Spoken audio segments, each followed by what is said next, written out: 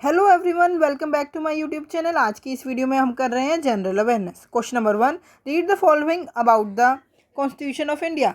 A, the parliamentary system is also known as the Westminster mode of government, responsible government and cabinet government. B, the constitution establish the parliamentary system not only at the centre but also in the state.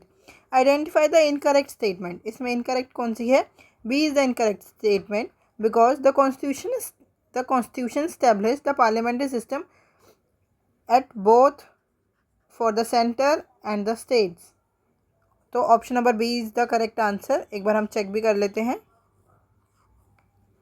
Question number 2, which of the following relations correctly define assets. Assets क्या होती हैं? Asset होती है हमारी जो हमारे पास reserves हैं and जो हमारा लोन है वो होती है असेट्स। तो option number B is the correct answer.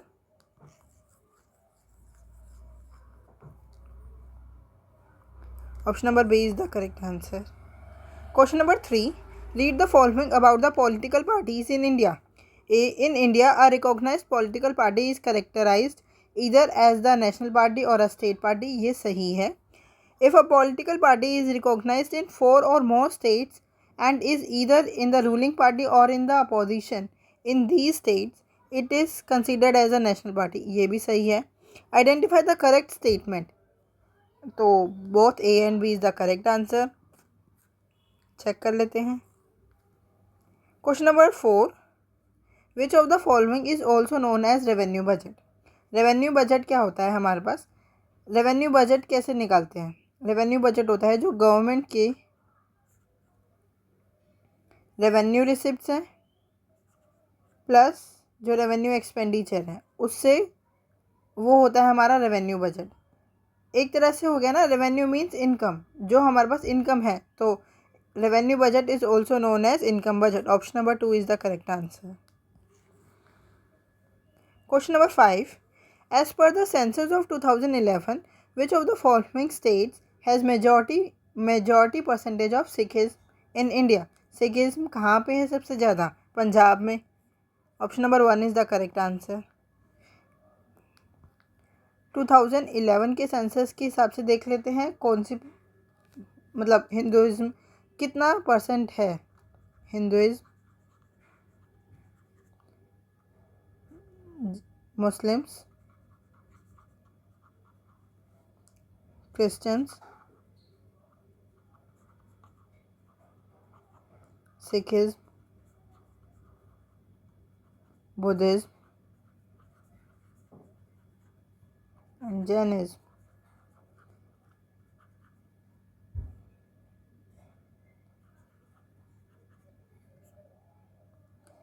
Hinduism कितना परसेंट पीपल है? 79.8%, Muslims 14.2%, Christians 2.3%, Sikh 1.7%, Buddhism 0.7% and Jainism is 0.4%। Question number 6, which fundamental right in the Indian Constitution prohibits forced labor? Indian constitution के कौन सा right prohibit करता है force labour? आपको पता है फंडामेंटल ड्यूटीज़ कितनी है? पहले तो ये कहाँ से ली गई है? Fundamental rights taken from USA से लिए हैं हमें। ये फंडामेंटल राइट्स आते हैं आर्टिकल 12 to 35। फंडामेंटल राइट्स को बोलते हैं Magna carta of Indian constitution.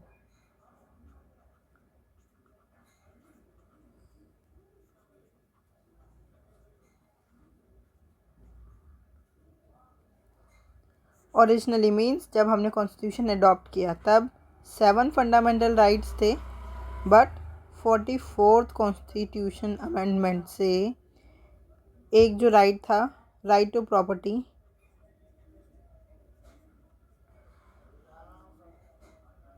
उसको हटाया और अब ये एक लीगल राइट है। कहाँ पे है ये? पार्ट 12 में आर्टिकल 300A। इसमें है, और अब इसको हटा दिया। अब राइट प्रेजेंट में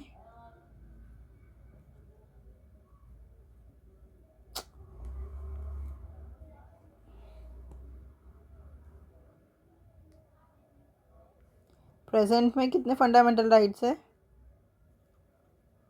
6 फंडामेंटल राइट्स है। हम उनके नाम देख लेते हैं, उसके बाद इनका आंसर, इस क्वेश्चन का आंसर देखेंगे। राइट टू प्रॉपर्टी, सॉरी वो तो लीगल राइट हो गया है ना, legal right.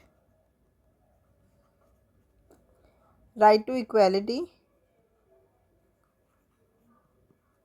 Right to freedom,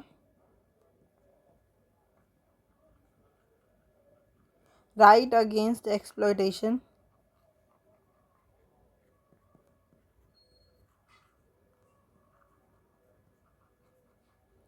right to religious freedom, right to freedom of religion भी बोल सकते हैं।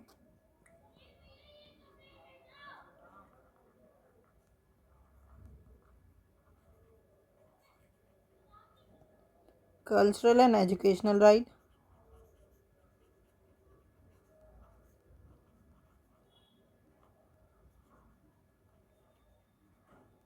And right to constitutional remedies. ये हमारे 6 राइट हो गए।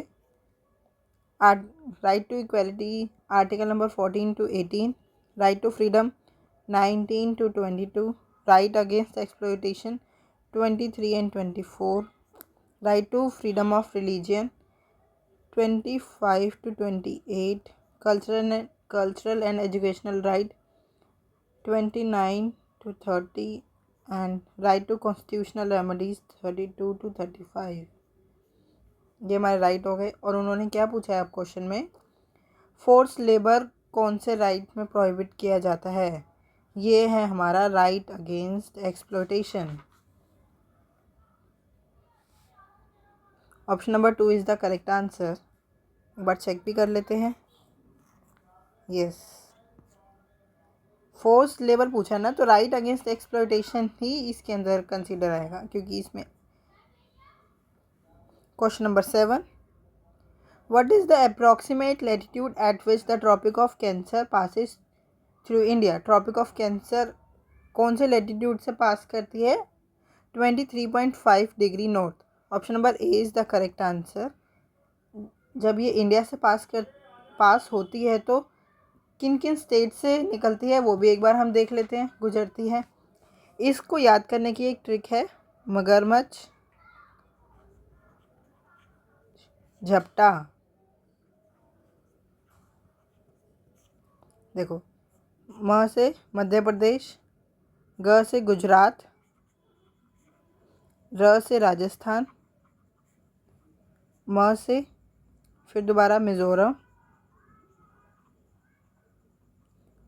छ से छत्तीसगढ़,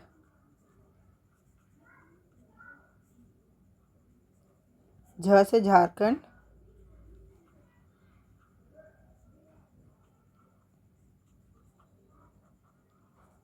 प से पश्चिम बंगाल मीन्स वेस्ट बंगाल, टा से त्रिपुरा।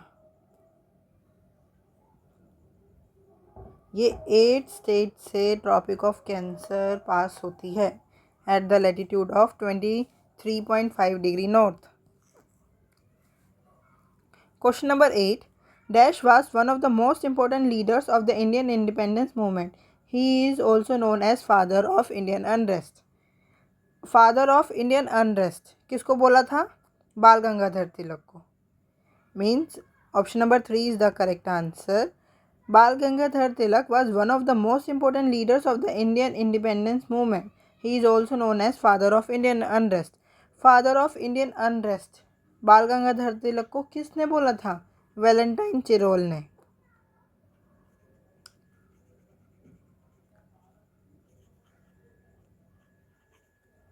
चेक भी कर लेते हैं। Yes, option number 3 is the correct answer. Question number 9, The great desert in India extends from the edge of the dash beyond the Luni river northward. कहाँ से कहाँ तक है ये? है run of Kutch, Say, from the edge of Run of Kutch beyond the Luni River northward. Option number 4 is the correct answer. Question number 10. Which of the following is not a reformist movement? Reformist movement कौन सा नहीं है इसमें? ब्रह्म समाज, आर्य समाज, प्रार्थना समाज या Aligarh movement?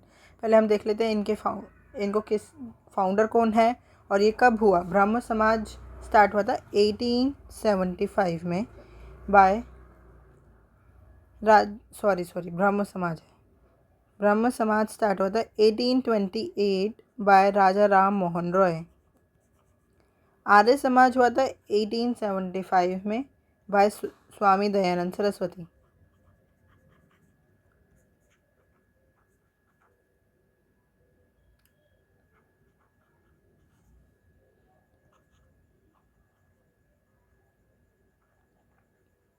जो स्वामी दयानंद सरस्वती है इन्होंने कुछ स्लोगन्स दिए थे.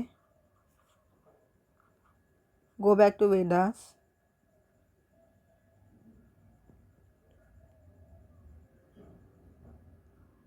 India for Indians,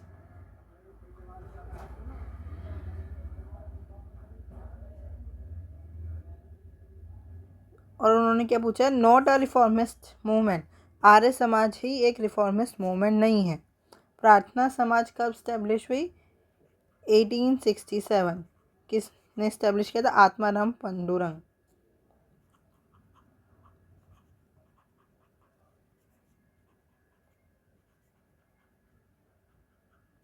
Aligarh movement कब स्टार्ट हुआ था? 1817 by sir Syed Ahmad Khan.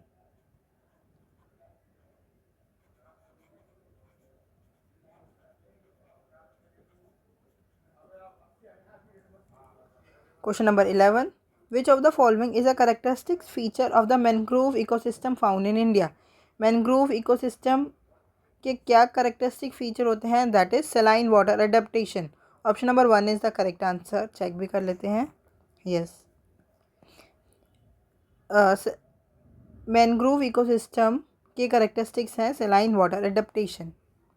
Question number 12. The Mughal Empire was founded by Babur in dash after defeating the Sultan of Delhi in the Battle of Panipat. कौन से दिल्ली का कौन सुल्तान था उस टाइम पे जब बाबर ने हराया? वो था इब्राहिम लोदी. इसी को हरा के बाबर ने मुग़ल एम्पायर स्टैब्लिश किया था. और ये कब हुआ था? First battle of Panipat 1526. Option number 3 is the correct answer. 1556 में हुआ second battle of Panipat. Battle of Panipat किस किस के बीच में? अकबर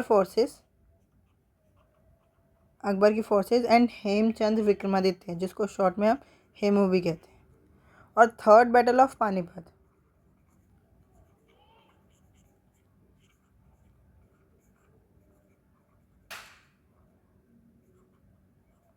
कब हुआ था? थर्ड बैटल ऑफ पानीपत 1761 में between Ahmad Shah Abdali means Afghans and Marathas. Ahmad Shah Abdali and Marathas. इसमें अहमद शाह अब्दाली जीता था, अकबर, और इसमें तो पता ही है बाबर. एक बार बाबर ने अब जब उसने मुग़ल एम्पायर स्टैब्लिश किया तो उन्होंने 4 बैटल लड़ी. एक 1526 में बैटल ऑफ पानीपत, 1527 में, 28 एंड 29 में. बैटल ऑफ पानीपत, पानी पिया, हम इसको ऐसे याद कर सकते हैं: पानी पिया, खाना खाया, खानवा, चंदा लिया, Chanderi and Ghaghra. Battle of Ghaghara.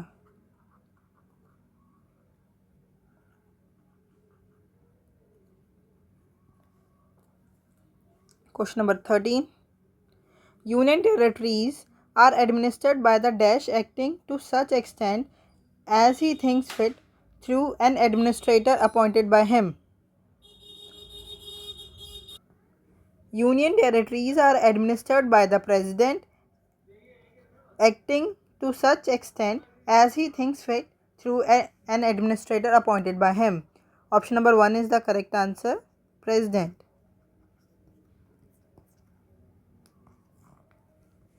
Question number 14. What is the formula for calculating the unemployment rate? Unemployment rate को कैलकुलेट करने के लिए तो अनएम्प्लॉयड लेना पड़ेगा और लेबर फोर्स भी, तो number of unemployed divided by labour force into 100. इसको हम ऑप्शन एलिमिनेशन से भी कर सकते हैं. देखो, अनएम्प्लॉयमेंट रेट निकालने के लिए एम्प्लॉयड तो लेंगे ही नहीं और लेबर फोर्स तो लेना ही पड़ेगा, तो टोटल पॉपुलेशन भी नहीं लेंगे. तो option number 1 is the correct answer. Question number 15. 37th national game 2023 were held at. कहाँ हुए थे 37th नेशनल गेम? गोवा में. Option number 1 is the correct answer.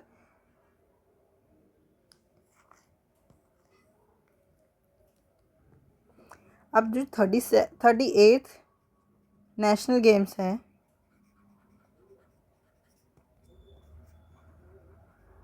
वो कहाँ होंगे? उत्तराखंड में. एक बार हम 37th नेशनल गेम्स को रिवाइज कर लेते हैं क्योंकि हम पहले भी इसके बारे में पढ़ चुके हैं. इस 37th नेशनल गेम का मोटो क्या था? Get set Goa. Get set Goa. Mascot Moga, जो कि एक इंडियन बाइसन है. मोगा है इंडियन बाइसन. और 37th नेशनल गेम को स्पॉन्सर किसने किया? पेटीएम. 37th नेशनल गेम में फर्स्ट कौन रहा? जो फर्स्ट आता है उसको मिलती है राजा भलिंदर सिंह ट्रॉफी. फर्स्ट रहा Maharashtra with 80 gold medal, 69 silver medal and 79 bronze, total of 228 medal. इसलिए महाराष्ट्र को मिली Raja Bhalinder Singh trophy.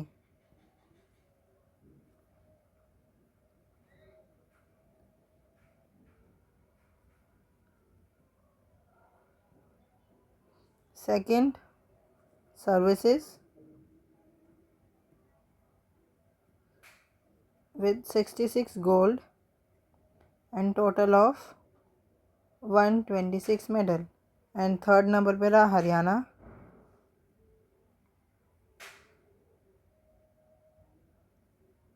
with 62 golds and total of 192 medals. Question number 16. As per article dash, the parliament can pass law on the state list item if it is required for the implementation of international agreement or treaties with foreign powers. कौन सा article है? Article number 253. Option number 3 is the correct answer. एक बार check भी कर लेते हैं. Yes. Question number 17.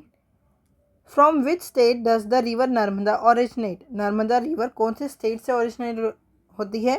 होती है महाराष्ट्र. महाराष्ट्र के अमरकंटक प्लेट्यू से.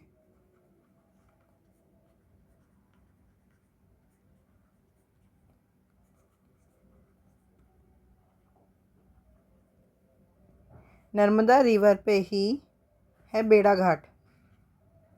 बेड़ा घाट.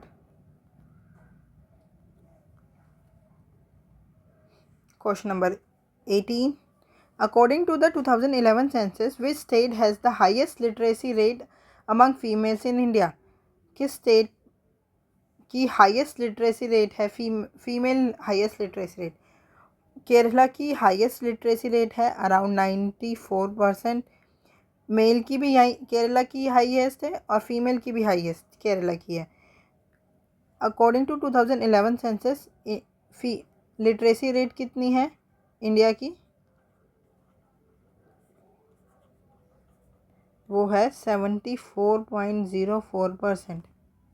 मेल की कितनी है, फीमेल की कितनी है? मेल की है 82.14% एंड फीमेल्स की है 65.46%।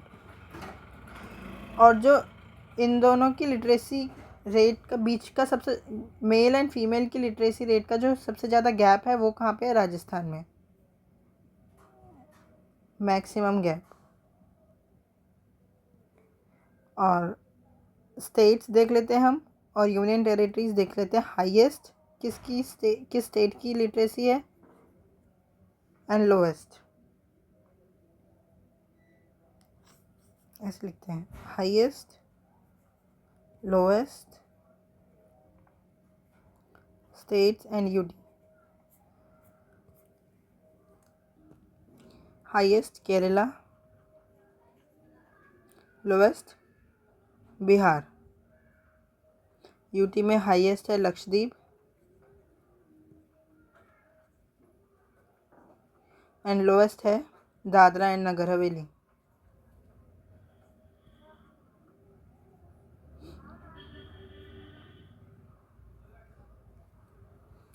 Question number 19. In January 2024, which famous Indian cricketer was conferred the Arjun Award by the President of India? कौन से प्लेयर को अर्जुन अवार्ड मिला है जनवरी 2024 में? That is Mohammed Shami. Option number 3 is the correct answer. Question number 20. Which Mughal ruler is known for his architectural masterpiece the Taj Mahal? I think ये तो सबको ही पता है। ताजमहल किसने बनवाया था? शाहजहाँ ने, अपनी बेगम मुमताज़ के लिए। औरंगज़ेब की हम आर्किटेक्ट देख लेते हैं, उसने क्या क्या बनवाया था। बदशाही मॉस्क,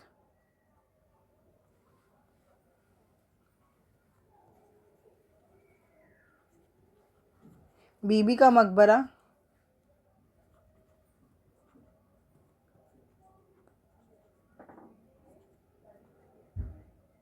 एंड मोती मस्जिद जो कि दिल्ली में है। मोती मस्जिद दो है, एक दिल्ली वाली और एक आगरा वाली।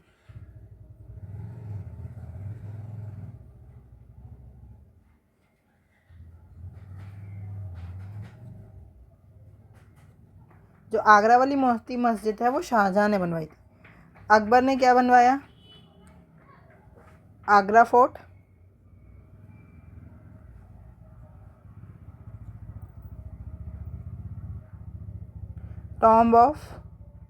टूम्ब ऑफ शेख सलीम चिश्ती,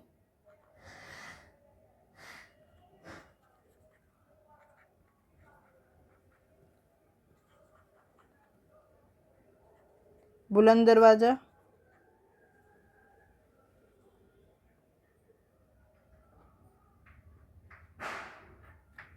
शाहजहाँ ने, एक तो हो गया ताजमहल, देन रेड फोर्ट का कंस्ट्रक्शन, रेड फोर्ट, जामा मस्जिद,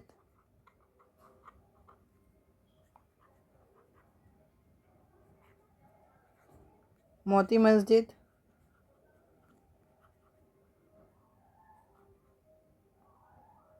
जो कि आगरा में, और जहांगीर शालीमार बाग,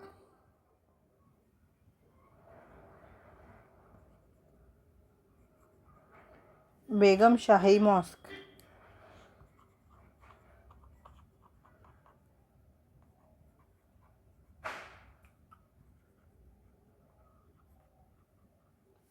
अगर आपको कोई भी डाउट है तो आप हमसे जुड़ सकते हैं @maths PS1। Thank you, keep learning, keep practising.